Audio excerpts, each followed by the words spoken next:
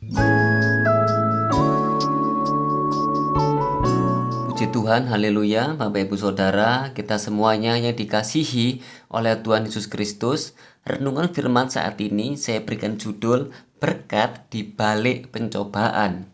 Saya percaya dan saya sangat yakin bahwa setiap kita masing-masing pasti pernah mengalami yang namanya dicobai.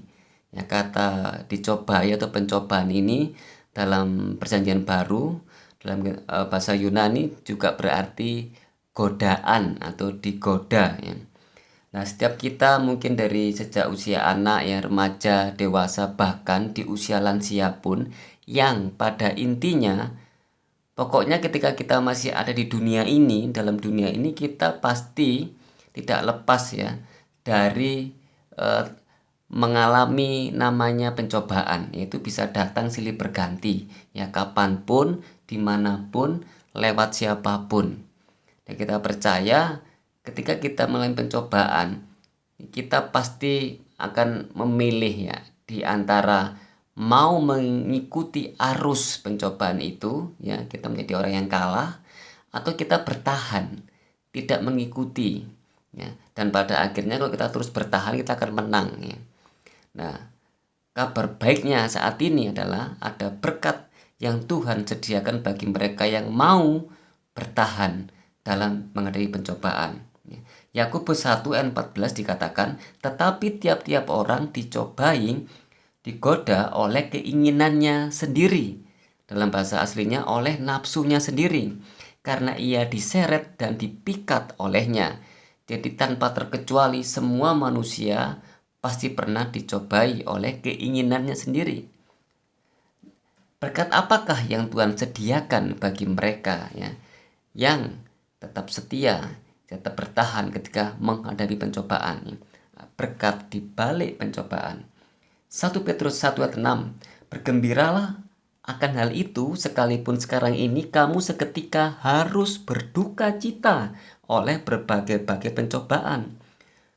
Ayat 7, maksud semuanya itu ialah untuk membuktikan kemurnian imanmu yang jauh lebih tinggi nilainya daripada emas yang fana, yang diuji kemurniannya dengan api. Jika kita membaca ayat ini, maka berkat yang pertama adalah berkat, saya katakan berkat kesempatan. Apa maksudnya? Ketika kita menghadapi pencobaan, menghadapi godaan, semestinya kalau kita membaca firman ini, yang timbul dalam hati pikiran kita, roh kita ini adalah sukacita. Loh, mengapa? Karena itu adalah kesempatan. Ya, maksud semuanya itu ialah untuk membuktikan justru ketika cobaan datang, godaan itu datang, menghampiri kita, diperhadapkan kepada kita, kepada anak-anak kita, itu kesempatan kita, kesempatan yang terbaik untuk membuktikan, untuk menunjukkan bagaimana murninya iman kita. Mungkin selama ini kita rajin ke gereja, kita rajin berbuat baik, kita rajin memberikan persembahan, ya. Tetapi ketika menghadapi ya pencobaan dalam kehidupan sehari-hari itu, bagaimana reaksi iman kita?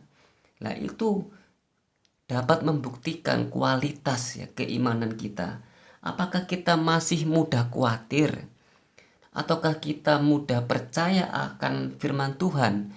Ataukah kita masih ingat firman Tuhan yang berkata janganlah khawatir, burung di udara saja Tuhan pelihara? Apakah kita masih mudah merasa bimbang?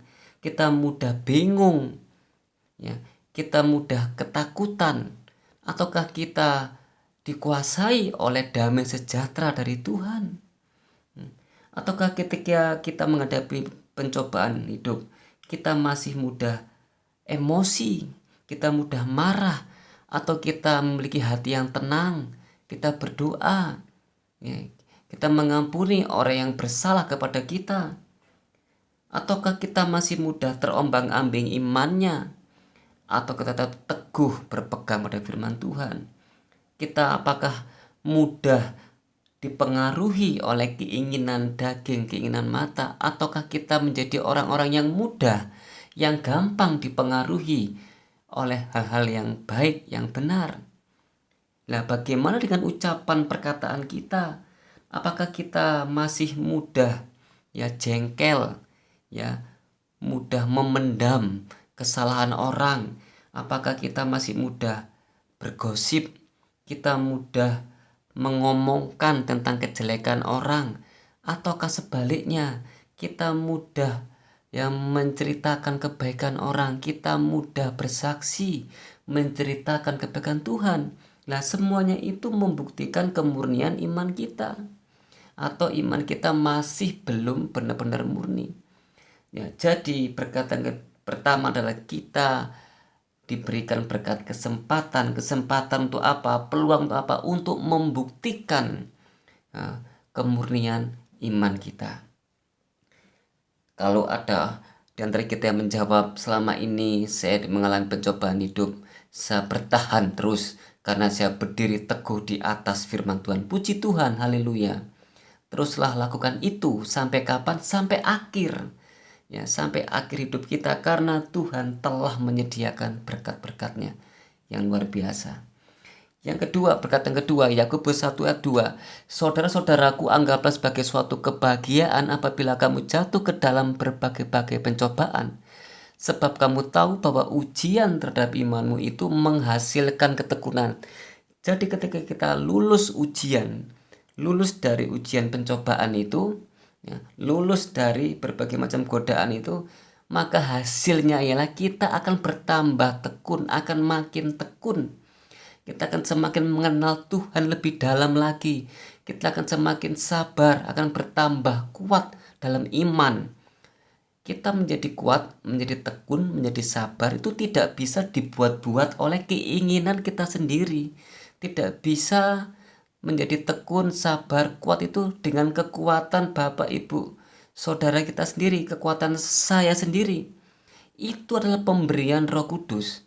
Kalau ketekunan dari Roh Kudus, kesabaran, kekuatan itu yang berasal dari Roh Kudus, kita itu menjalaninya itu enak gitu, tanpa ada paksaan. Nah, tapi itu bisa kita rasakan jika kita menang atas pencobaan. Berkat yang ketiga, 2 Timotius 4 ayat 18. Dan Tuhan akan melepaskan aku dari setiap usaha yang jahat. Dia akan menyelamatkan aku sehingga aku masuk ke dalam kerajaannya di surga. Baginya lah kemuliaan selama-lamanya. Amin. Berkat yang ketiga adalah kita akan masuk ke dalam kerajaan Tuhan. Tetapi bukan hanya masuk ke dalam kerajaan Tuhan saja, ada berkat yang lain yang Tuhan tambahkan. Yakobus 1 ayat 12. Berbahagialah orang yang bertahan dalam pencobaan, sebab apabila ia sudah tahan uji, ia akan menerima mahkota kehidupan yang dijanjikan Allah kepada barang siapa yang mengasihi Dia. Puji Tuhan, bukan hanya masuk dalam kerajaan Tuhan, tetapi juga akan menerima mahkota kehidupan. Dan saya percaya bahwa berkat ini dapat dan bisa kita nikmati. Mengapa? Karena Roh Kudus menjamin bahwa kita bisa menang, kita bisa mengalahkan setiap pencobaan. Dan pada kesempatan yang akan datang, saya akan menjaringkan firman Tuhan, bagaimana cara menang atas setiap pencobaan. Puji Tuhan. Mari bersama-sama kita berdoa bersama. Bapa, kami bersyukur untuk janji firman-Mu, janji berkat-Mu yang dahsyat dan luar biasa. Berikanlah kepada sidang jemaat-Mu hikmat dari Roh Kudus, hikmat dari surga, agar kami dapat menyelesaikan segala pergumulan, segala tantangan yang kami hadapi dalam kehidupan ini, sehingga kami dapat memuliakan nama Tuhan, sehingga kami semakin bertambah-tambah pengenalan kami akan Tuhan, dan tentunya berkat yang Tuhan sediakan dapat kami nikmati. Terima kasih Tuhan, berikan kami cara-Mu, berikan kami jalan-jalan-Mu, sehingga apa yang tidak mungkin kami percaya bahwa apapun itu menjadi mungkin bila Tuhan beserta dengan kami. Terima kasih Bapa. Berkati gembala senior, berkati gembala sidang, dan Bapak Wakil Gembala dan keluarga sekalian.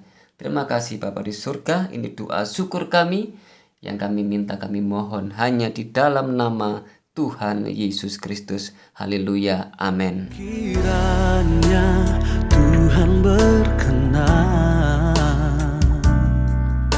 memberkati rumah keluargaku.